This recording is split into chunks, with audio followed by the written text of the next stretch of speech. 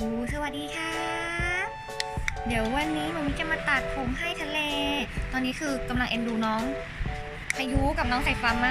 ากเดี๋ยวจะมาทำทะเลเป็นน้องไต้ฝุ่นเอาไหมเอาปะเดี๋ยวมาดูกันดีกว่าก่อนเรียบร้อยกำลังเพลินนะจ๊ะตอนนี้เด็กกำลังเพลินมากจ้ะรอได้กระตือเดี๋ยวเรามาเริ่มกันดีกว่า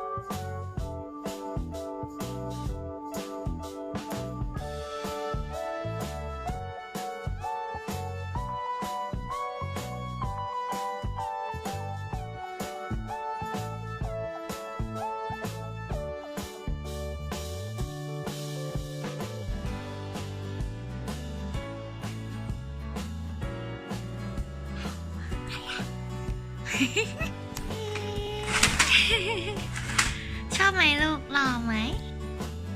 หล่อไหม